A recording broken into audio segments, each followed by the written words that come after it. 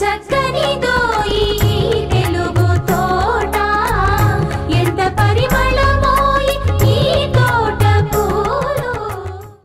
సాహితీ ప్రపంచంలో ఒక మేరునగం డాక్టర్ పుట్టపర్తి నారాయణాచార్యుల వారు. ఎన్నో ప్రక్రియలలో వారు చేసిన రచనా వ్యాసంగం అగణితం. పుట్టపర్తి పేరు వినగానే సాహిత్యాభిమానులకు చటుక్కున స్ఫురించేది శివతాండవం. ఇటీవలి శివరాత్రి నేపథ్యంలో శివతాండవ ఖండకావ్య విశ్లేషణ ప్రవచనముఖంగా సాగింది. ఆ విశేషాలు ఇప్పుడు మీకోసం.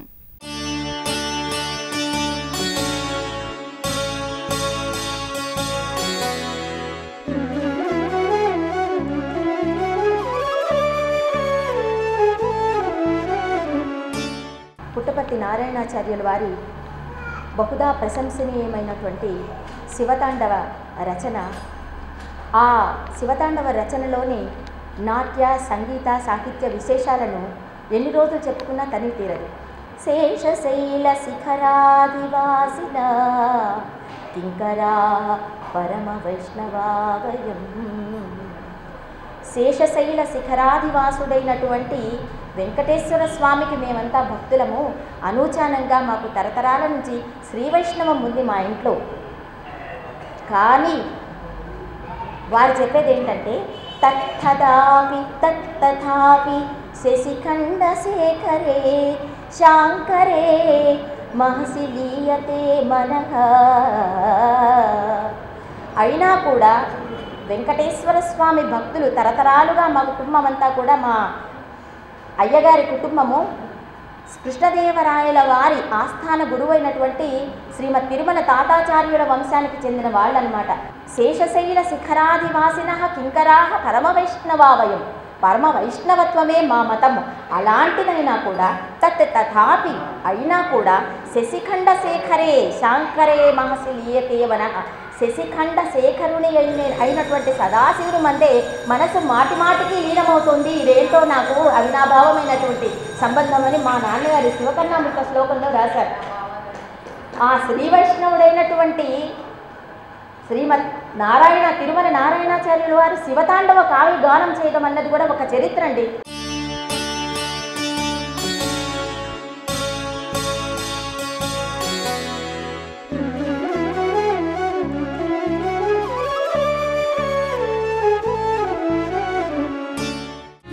చక్కనిదో ఈ తెలుగు తోట, ఎంత పరిమళమో ఈ తోట పూలు.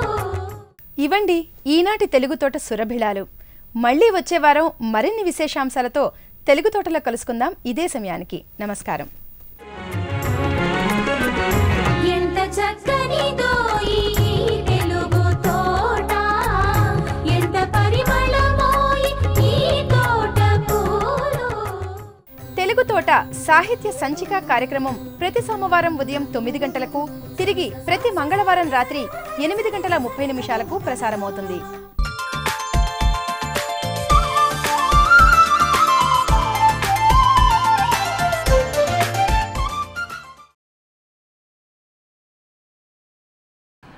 పుట్టపర్తి నారాయణాచార్యుల వారి బహుదా ప్రశంసనీయమైనటువంటి శివతాండవ రచన. ఆ శివతాండవ రచనలోని నాట్య సంగీత సాహిత్య విశేషాలను ఎన్ని రోజులు చెప్పుకున్నా తనివి తీరదు. ఈ క్షేత్రం ఇక్కడ న్యూ నల్లగుంటలోని రామాలయ దేవాలయంలో ఒక విశేషం ఉంది. మా కుటుంబానికి ఈ రామచంద్రుని ఆలయానికి సన్నిధికి ఒక చక్కటి అనుబంధం ఉంది. అదేంటంటే మా అయ్యగారు ఇక్కడ ఒక 25-30 సంవత్సరాల క్రితము తిరుప్పావై ఒక నెల రోజుల పాటు గోదా కళ్యాణం వరకు ఇక్కడ చెప్పడం అన్నది, అందువల్ల ఈ ప్రాంతానికి వచ్చినప్పుడల్లా ఈ ఇల్లు నాకు పుట్టిండులాగా అనిపిస్తుంటుంది. ఈ రామాలయం నా పిహెచ్డి థీసిస్ తిరుమల తిరుపతి దేవస్థానం వాళ్ళ ఆర్థిక సహాయంతో ప్రింట్ అయిన వెంటనే నేను ఇక్కడికి వచ్చి రాముల వారికి సమర్పించుకుని మా అయ్య ఆశీ ఫలాలు కూడా నాకు అందజేయ స్వామి. మా నాన్నగారికి ఏమో నీ పుస్తకం నేను చూపించలేను కాబట్టి మీ ద్వారా మా అయ్యకి ఈ సమాచారం చేరేలాగా నన్ను ఆశీర్వదించు అని ఈ స్వామికి సమర్పణ చేసుకున్నాను అనమాట. అందువల్ల ఈ క్షేత్రం ఇది ఒక దివ్య క్షేత్రం మా కుటుంబానికంతా. కాబట్టి ఈ క్షేత్రంలో పుట్టపర్తి వారి శివతాండవం గురించి ఒక 3 రోజులు మహామహులు రాఘవన్ గారి ద్వారా ఒక ధారావాహికంగా 3 ప్రసంగ మాలికలు ఏర్పాటు చేసుకుందామన్న చిన్న ఆలోచన తట్టగానే మన దేవాలయ అధికారులకు నా మనవిని విన్నవించడం జరిగింది. వాళ్ళు వెంటనే చాలా సంతోషించి దీనికి ఎంతో సహృదయంతో అనుమతించారు. వారికి శతగా వందనాలు సమర్పించుకుంటున్నాను. పుట్టపర్తి నారాయణాచార్య వాళ్ళు నిజంగా ఇందాక చదివిన శ్లోకంలో శేషశైల శిఖరాదివాసిన కింకరా పరమ వైష్ణవావయం, శేషశైల శిఖరాదివాసుడైనటువంటి వెంకటేశ్వర స్వామికి మేమంతా భక్తులము. అనూచానంగా మాకు తరతరాల నుంచి శ్రీ వైష్ణవం ఉంది మా ఇంట్లో. కానీ వారు చెప్పేది ఏంటంటే తత్తదాపి తత్తథాపి శశిఖండ శేఖరే శాంకరే మహసి లీయతే మనః. అయినా కూడా వెంకటేశ్వర స్వామి భక్తులు తరతరాలుగా మా కుటుంబం అంతా కూడా, మా అయ్యగారి కుటుంబము కృష్ణదేవరాయల వారి ఆస్థాన గురువైనటువంటి శ్రీమద్ తిరుమల తాతాచార్యుల వంశానికి చెందిన వాళ్ళనమాట. మా అయ్యగారి షఠమర్షణ గోత్రం. మేమంతా మా అయ్యగారి పేరు చెప్పుకుని పుట్టపర్తి తిరుమల వాళ్ళం అనమాట. మేమంతా మా పుట్టింటి వాళ్ళంతా. అలాంటి తరతరాల చరిత్ర కలిగినటువంటి శేషశైల శిఖరాదివాసుని యొక్క భక్తులమైన మేము, ప్రత్యేకించి నాకు శేషశైల శిఖరాదివాసిన కింకరాహ పరమ వైష్ణవావయం, పరమ వైష్ణవత్వమే మా మతం. అలాంటిదైనా కూడా తథాపి అయినా కూడా శశిఖండ శేఖరే శాంకరే మహసి లీయతే మనః, శశిఖండ శేఖరుని అయినటువంటి సదాశివుని మందే మనసు మాటి మాటికి లీనమవుతుంది. ఇదేంటో నాకు అవినాభావమైనటువంటి సంబంధం అని మా నాన్నగారి శివకర్ణామృత శ్లోకంలో రాశారు. ఆ శ్రీ వైష్ణవుడైనటువంటి శ్రీమద్ నారాయణ తిరుమల నారాయణాచార్యుల వారు శివతాండవ కావ్య గానం చేయడం అన్నది కూడా ఒక చరిత్ర అండి.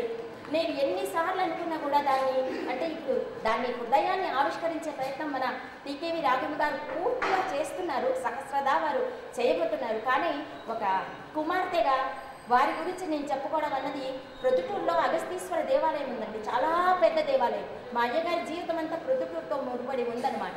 అక్కడ ఉన్నప్పుడు ఒక 40 రోజులు మండల ప్రదక్షిణ అని మనకంతా తెలుసు. ఒక 40 రోజులు చేస్తే మండల ప్రదక్షిణ. ఆ మండల ప్రదక్షిణ చేసేటప్పుడు ఆయనకి ఏంటో శివశక్తి ఆవేశించింది. ఆయనలో ఆ 40 రోజుల్లో ఈ కావ్యం మొత్తం పూర్తి చేశారండి. ఏమానందము భూమి తలమున శివతాండవమట శివలస్యం పట, అలలై బంగారు కలలై పగడపు పులుగుల వెలె మబ్బులు విరిసినవి ఏమానందము భూమి తలము, వచ్చను ఏమి ఎచ్చన కాంతలు జలరాంగనై విలోకించుటకు ఏమానందము భూమి తలమును, పలికడిన విపక్షుడు ప్రాబలుకులో కల హైమవతి విలసన్నూపుర నినాదమునకు ననుకరణమ్ములో కుమ్మల కానందోత్సాహమ్ములు ముమ్మరముగా మనముల కదలించును తలనూచుచు గుత్తులు గుత్తులుగా విలలాయించును పువ్వుల నికరములు నాలుగు ప్రతిసుమవేలా నవ్వును హైమవతి కుసుమారంగాలములందున తానుకటవుతున్న తంచును లలితాములు మంచునమగు కాయము పూపుల తాకులతో వసివాడదో భారతీయత పర్వతికి అలంకారము తిచ్చడి రమణీయ స్మితములు గావించును అలటు మృదువులు చతురాలనుడే సవతరించునటు సర్పున ఉత్తమ సర్ప విభూషలు వీచ విశబ్దిత కీచకములు మృదు వీచులుగా దర్పితలోకమ్ములు మారుతములు కోటీరి తప్చుటకు శివునకు శేషలు తెల్లించుటకై తకజం తకజం తక దెరికెట నా దమ్ముల తోలో కమ్ముల నేలుపు నెమ్మిగ నిలబడి నృత్యమాడు నెడలయానుగతి కమ్రముగా శృతిపట్టుటకో గొంతులు సవదరించు దుఃఖల గుంకమ్ములు ఈ సలకన్నెల గబ్బరి చెప్పి ఆ సర్వేశ్వరు నభిని గమమ్మును కుచ్చడు లెల్లల కుచ్చల విడిగా రుచికిల్లాడగ నసమున వరుడు ఓహోహోహో ఊహాతీతంబి ఆనందం విలాకలంబున సంధ్యాసతి ఈ సంభ్రమమేమిటే నవకుశంభరాగ వసనమేమిటే ఆ కుంచిత దివ్య ప్రపాది లజ్జా మధుర కటాక్షపాతమేమిటే ఎవరి కోసరం ఈ విభోగము ఓ చెలువా ఇలా తలంబున ఆడనుట నార్యా ప్రాణేశ్వరుడో విరవణి నిలురా విరమంతయు అడమటి దేశపు వారాలకి కథ నిరిగించుటకై పరివెత్తుతో అల మృగముల కన్నుల బాష్పంబులు విడిచెందుకు విశ్వేశ్వరునికి అడుగులు కడుగుటకై ఆజ్యంబు కుసలు సమలి ఈ కిసలయములు సమ్మదపూరముగా మాటలాడలేదు ఏమున్నది లోకేశ్వరి నాట్యం ఓహో ఊహా ఇతం వినయానందం విధాంతరము ఇలాగా మా అయ్యగారి శివతాండము మొదలవుతుందండి. ఇంకా అలా అలా ఆయన ద్వారా వినడం అనేది ఒక గొప్ప అనుభూతిని ఇప్పుడు కూడా మా అయ్యను చూసిన వాళ్ళందరూ చెప్పుకుంటుంటే ఒక చరిత్రగా నిలిచిపోయారు. మేమంతా చూసిన మా అయ్యగారు ఒక చరిత్రగా నిలిచిపోయారు. ఏదో చెప్పాలంటే చాలా ఆవేశం వచ్చేస్తుంది అయ్య గురించి చెప్పాలంటే. మా అయ్య గురించి తెలిసిన వాళ్ళు, విన్నవాళ్ళు, కన్నవాళ్ళు కూడా ఇక్కడ ఉండడం నాకు మహద్భాగ్యము. మా అయ్య పరమ వైష్ణవుడు. ఆయన శివతాండవం రాయడం ఒక చరిత్ర. మా అయ్య పరమ వైష్ణవుడే శివతాండవం రాయడం ఒక చరిత్ర. పరమ వైష్ణవాచార్యుడైనటువంటి బహు గ్రంథకర్త అయినటువంటి ఫిజిక్స్ లెక్చరర్ అయినా కూడా ఆయన ప్రవృత్తి వృత్తి వేరే. రాఘవాచార్యుల గారు మాకు ధర్మసందేహాలకి చాలా ధర్మసందేహాల కార్యక్రమం చూస్తూనే ఉంటారు. సప్తగిరిలో నేను కార్యక్రమం నా అదృష్టవశాత్తు మా అయ్య గారి బలం వల్ల అలాంటి కార్యక్రమాలే చేస్తుంటాను. నేను దూరదర్శన్లో వచ్చినప్పటి నుంచి ఆ కార్యక్రమమే చేస్తున్నాను.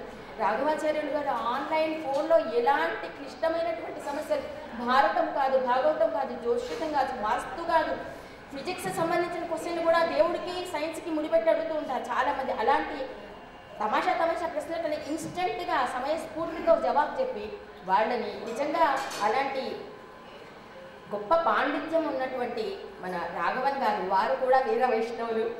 మా అయ్యగారు వీర వైష్ణవులు. శివతాండవం రాస్తే శ్రీ వైష్ణవ వంశమంతా మొత్తం సదాశివుని పాదాక్రాంతం అవడం ఒక అద్భుతమైన చరిత్ర. రాఘవన్ గారు ఇప్పుడు 3 రోజులు మా జన్మ తరించేలాగా ఇప్పుడు రాఘవన్ గారు 3 రోజులు ఈ శివతాండవం గురించి కానీ శివకర్ణామృతం అనేటువంటి మా అయ్యగారు మరో సంస్కృత రచన ఉంది, దాని గురించి వారు పూర్తిగా విశదీకరించబోతున్నారు. ఒక అమృతతుల్యమైనటువంటి ఘడియలను మనమంతా అనుభవించబోతున్నాము. వారి వాగ్దాల్లో నడిచిపోయే ముందు మా చెల్లెలు, నాకు చివరిది అనురాధ అని, తను కూడా మంచి కవయిత్రి, బాగా రాస్తుంది, కవిత్వం అది బాగా రాస్తుంది. దాన్ని చిట్ట చివరి అవడం వల్ల మా అయ్య పూర్తిగా మధ్యాహ్నం మార్తాండ ప్రభతో వెలిగిపోయే రోజుల్లో తను చూసింది. నేను ముందు కుటుంబ సభ్యులందరూ కూడా మా అయ్య పడ్డ కష్టాలు, కన్నీళ్ళు అన్నీ పంచుకుంటే వాళ్ళు మా అయ్య ఒక పరిణతమైనటు మనస్సులో అన్ని గౌరవాలు అందుకుంటూ మధ్యాహ్నం మార్తాండ లాగా 14 భాషల్లో ప్రజ్ఞాపరాంకరలై వెలిగిపోయే సమయంలో మేమిద్దరం మా అయ్యగారిని దర్శించడం అయింది. తను కూడా 2 మాటలు మీతో పంచుకోవాలని తనదాలాడుతుంది. మా ఇద్దరి ఆర్తిని మీరు గమనించి రాఘవన్ గారి ముందే మేము చెప్పేస్తే కొద్దిగా మా అయ్య గురించి మేము మీతో పంచుకున్న సంతోషం మాకు మిగులుతుంది అని ఈ ఒక్క అవకాశం ఇచ్చినందుకు దేవాలయ అధికారులందరికీ ధన్యవాదాలు చెప్పుకుంటూ అనురాధ అయిపోయింది మాట్లాడుతుంది.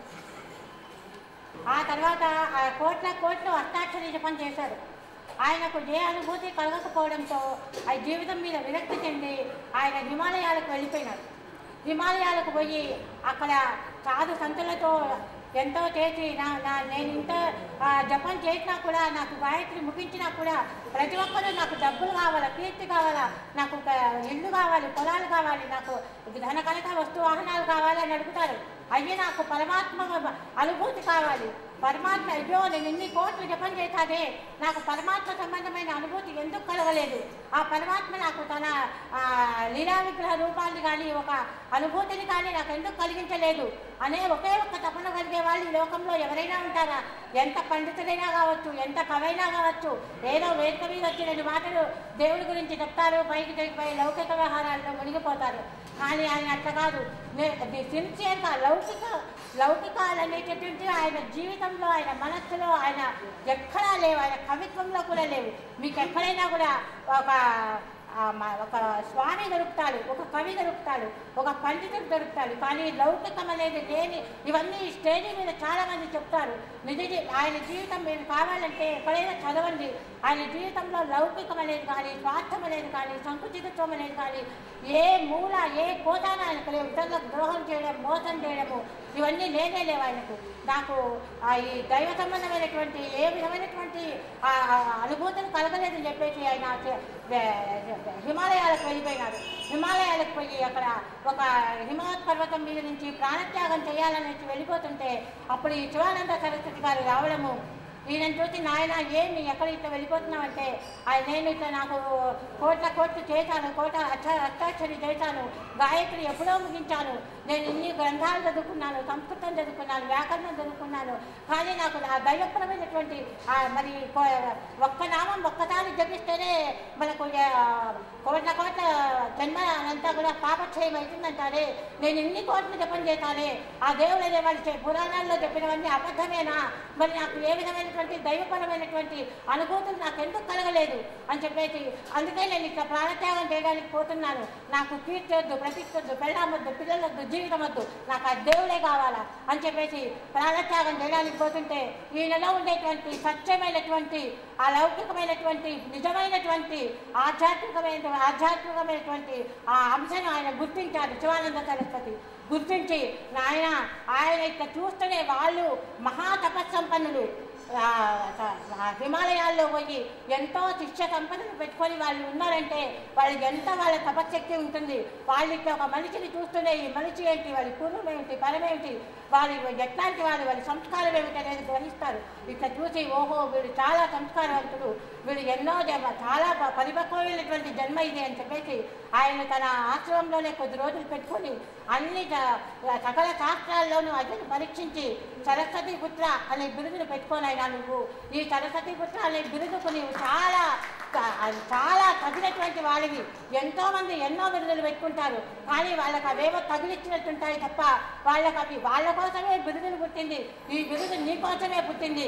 నేను ఇచ్చినాను, నాకు బిరుదులు ఏమీ వద్దు స్వామి, నాకు దేవుడు కావాలా, దేవుని చూపించండి అని అడిగితే నాయన నీకు నీకు ఎంతో కర్మ విశేషం ఉంది, సుఖకర్మ ఉంది, దుఃఖకర్మ ఉంది, నీవెన్నో బిరుదులు అందుకుంటావు, ఎన్నో సత్కారాలు అందుకుంటావు, నీవు జన్మలో ఎంతో చేయవలసి ఉంది.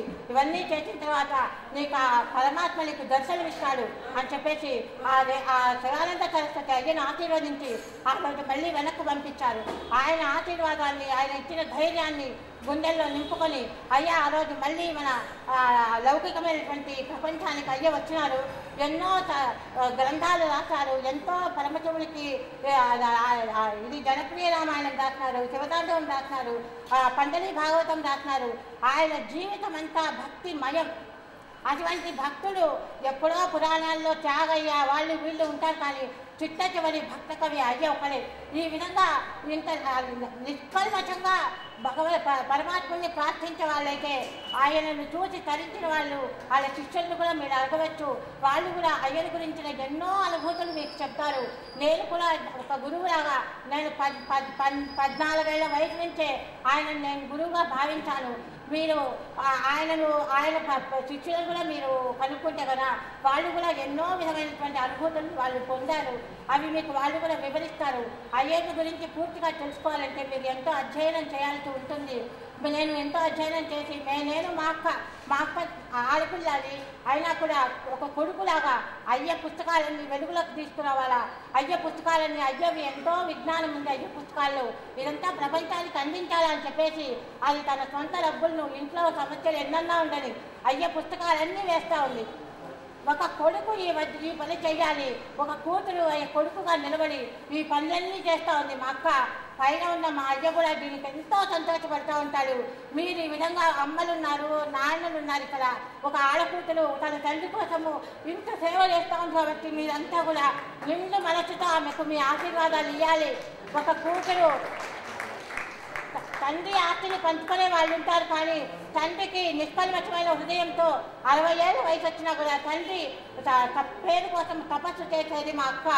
ఇంత అవకాశం నాకు ఇచ్చినందుకు మీకు నేను ఎంతో ధన్యవాదాలు చెప్పుకుంటున్నాను. Thank you.